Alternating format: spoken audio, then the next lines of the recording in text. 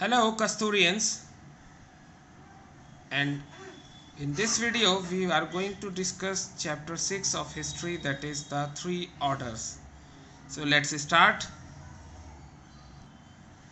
This chapter is all about the changing socio-economic and political conditions that occurred in the Western Europe between the 9th and the 16th centuries when the Roman Empire declined. So the three orders of the European society between the 9th and 16th centuries included the Christian priests and the land owning nobles and the peasants. The changing relationship between these three groups was an important factor that shaped European history for several centuries. To understand these medieval European society, a lot of material in the form of documents, details of land ownership, prices and legal cases are there. The churches, they have kept the records of births, marriages and death, and the inscriptions found in churches, they give information about the traders association or guilds, and the songs and stories, they also give a sense of festivals and community activities. All these sources are used to understand economic and social life.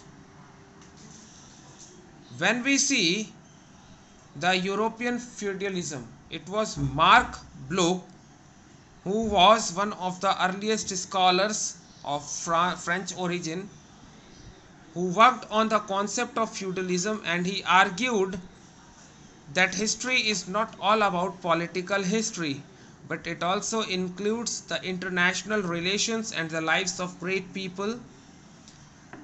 He stressed on the importance of geography in determining human history and the requirement to realize the collective activities or approaches of groups of people.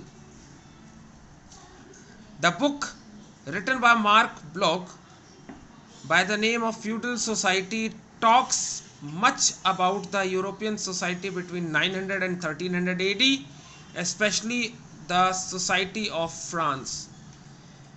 And a significant detailed social relations and hierarchies are present in this book, and the land related affairs and cultural achievements are also an important part of this book content. When feudalism was rising, the conditions in Europe, they were undergoing a vital socio-political change. Why? It was basically because of the decline of the Roman Empire. Several Germanic groups of people of Eastern and Central Europe, they captured the areas of Italy, Spain and France, and since a single political power was not there, there were regular military clashes in order to gather resources for continuation of hold on the land ownership.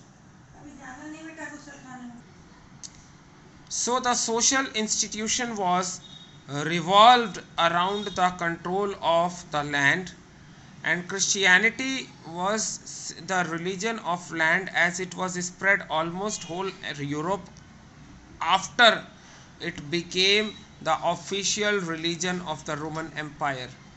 The church was not only a religious institution, but it also became a political power and the major landholder in Europe after the decline of the Roman Empire. Now, we have discussed about feudalism. So, what is feudalism? See, feudalism, this word feudalism is derived from a German word that is feud, meaning a piece of land, and feudalism is a system that refers to a kind of society which was developed in the medieval France and later in England and Italy. So it is a system that centered around the principles of land related matters, And feudalism is used by historians to describe the economical, legal, political and social relationships that existing in Europe in the medieval era. This feudalism, since it was a system, it was having certain features in Europe. See, this feudalism can be traced back to the practices that existed in the Roman Empire. It became established way of life during the French king Charlemagne,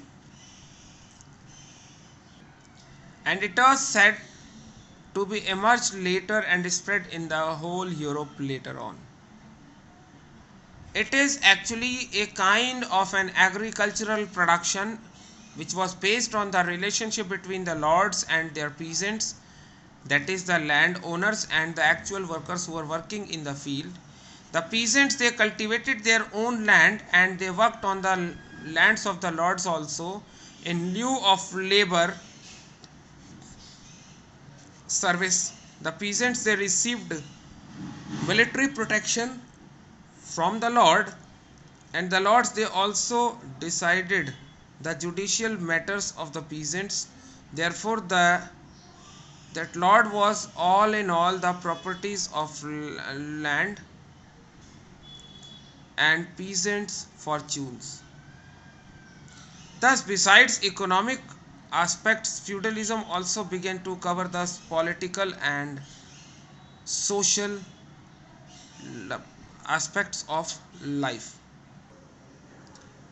The France, the country which we know today, it was earlier known as Gaul, and it was a province of the Roman Empire with extensive coastlines, mountains, long rivers, forests and large plain area, which was well suited for agriculture. And it was a Germanic tribe which were known as the Franks. They came and they shared their name with Gaul, and that's how on the with the name derived from the Franks, this area later came to be known as France. And when we talk about the three orders, it was basically the three orders as we have discussed in the very beginning of the video: the priests, the nobles and the peasants. So the three orders are basically the orders that prevailed and created a different socio-economic and political exchange between these three groups into which the society was divided. So the French priests, they were of the view that the people were part of the one of the three orders according to their occupation. A bishop was found quoting that here below some pray, others fight, others still work. So the three orders of the society were generally the clergy, the nobility and the peasantry, where the clergy refers to the people belonging to the noble church. The nobility were the rulers or the landowners, and the peasants, they were obviously the workers who were actually working on the fields. So it was the first order, that is the clergy. As I told, that clergy refers to those persons who are belonging to the church, and the Christians, they of Europe, they were directed by bishops and clerics of the church, and they made the first order of the feudal society. And it above these bishops and clerics was the head of the Western church, that is the Pope, who lived in Rome in those times, but now the Pope who lives in the Vatican City. The official residence of the Pope in the world is the Vatican City nowadays. So the Catholic Church was the most dominant body which did not depend on the king, and the church was having its own lands, and the church was having its own laws, it was having its own land, and it was given these lands by the king, and the church it used to collect the taxes of their own. Almost all villages they were having their churches where people gathered on Sunday prayer, and they listened to the sermons of the priests. And those men who became parts of the priest, they could not marry, and only the men folk were allowed to be the part of the